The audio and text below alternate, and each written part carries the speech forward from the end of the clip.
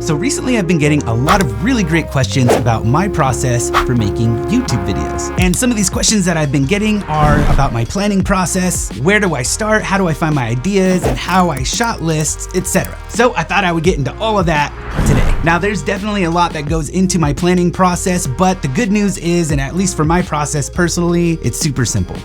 So let's get into it, friends.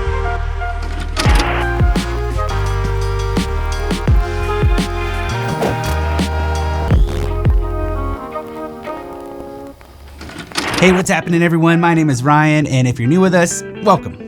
I truly appreciate you being here. First, let's talk about the software that I use, Milanote. Now, you've probably heard me talk about this a lot in some of my other videos. I've been using it for quite some time, and not just for YouTube videos, but also for some of my client work and even film production. I love it because I can storyboard, do character development, get a treatment done, and send that off over to the client via a link. Although, depending on the project and who I'm working with, that might not work out so well, so I might have to do something a little more traditional or industry standard. But that rarely ever happens. This is usually a really great source for anybody that is working with me or collaborating with me. I just send them off a link and it works really good. Okay, so that's the software I use. Let's dive into my complete process. Let's start with the first thing, and that is the topic or the idea. With every video, there has to be the main idea. And the number one thing that I'm always thinking through whenever I am going through this process of finding an idea or a topic, I always have to ask myself, what's the main idea or what's the point? So what does that mean? Well, I'm usually asking myself questions like, is this a topic or an idea for a video that people want to watch? And is it gonna add value to you guys? That is the first thing that comes into my head. And when I have that down, I usually go and write it down. I go into Milanote and I put in my goals for this video, the value that I'm bringing to the table, and then of course, any kind of encouragement that I want to give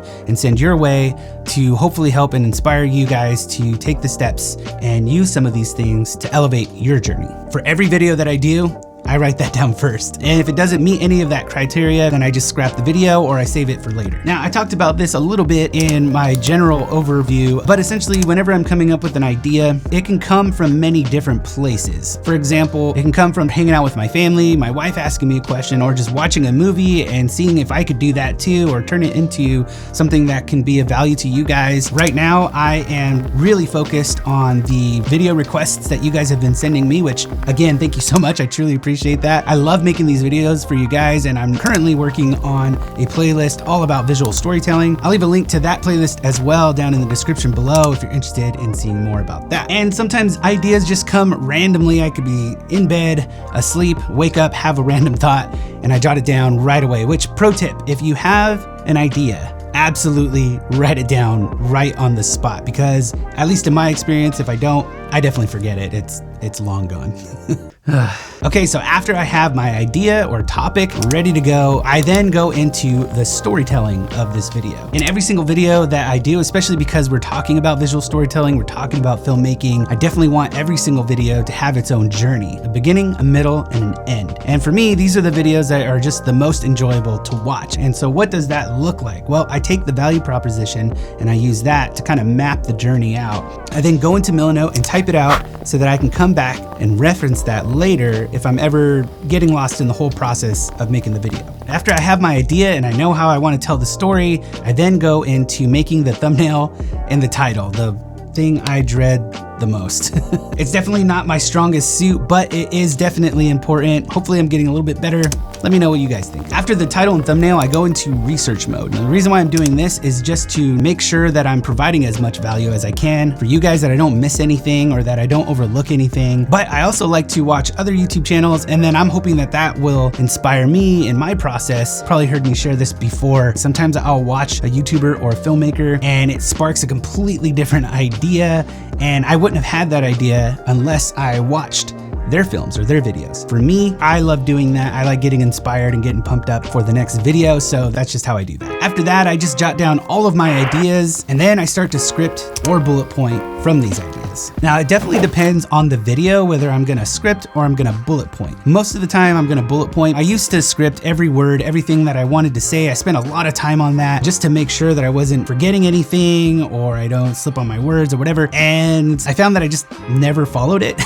I like just riffing. I just like talking to the camera as if you guys are right here with me. When I just feel like we're having a conversation. However, sometimes there is a very specific video. I had a company a while back, Act Soon, that sent me a product. They asked me to review it. So I wanted to give a really thorough review on everything that I've learned about the product. So I definitely scripted that one out and I tried to follow it word for word. And that really helped me to kind of, stay within the lines. But really hardly ever I will just read something word for word. I have my script here right in front of me right now on my phone, and I just kind of glance at it every now and then when I'm forgetting where I'm at, or if I'm riffing on one topic for too long. I definitely do that. If you guys saw the behind the scenes of these videos, it's definitely blah, blah, blah, blah. But before we do, I just have a couple of quick things, or maybe 3 things, and add it to my YouTube pre-production. Sorry, number two, what's number 2?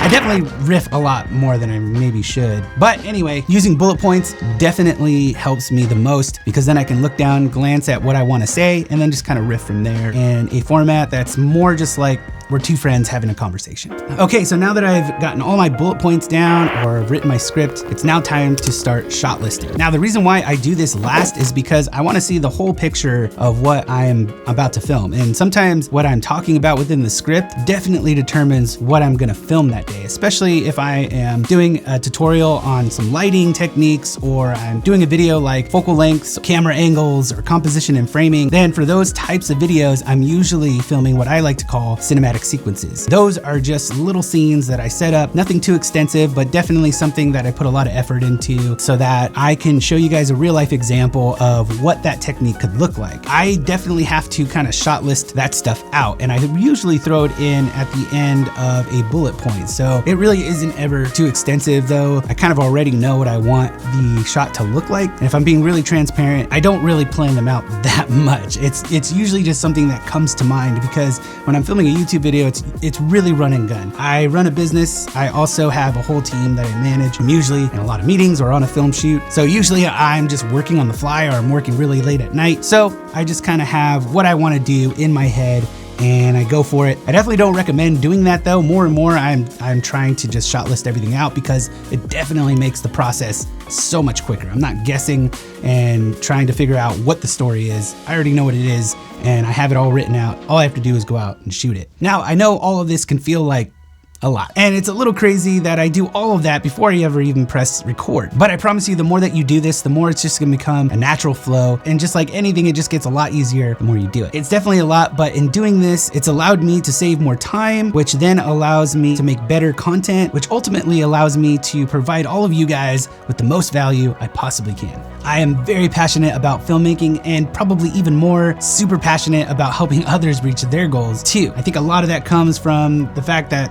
I didn't really have that earlier in my career. Now, I know that I'm not the most successful channel in the world, but that's also not my goal. My goal from day one, since the beginning, way before this YouTube channel, when I started my business 10 years ago, was always about people. Making friends, helping each other out, pushing and encouraging each other to do our best work, and walking alongside together along the journey. I don't know why that got so deep, but I deeply care about you guys in this community and the value that I offer you, so there you go. Again, these are all just the things that I like to do. This is what helps me out. Definitely take some of this and apply it to your own process, but definitely stay true to what you are and what you do and what adds your audience the most value, because that is what your audience wants to see. Only you could do that best. Well, that's gonna do it for me, you guys. Thank you so much for joining me in this video. If you like this video or you learned something, please click the like button down below.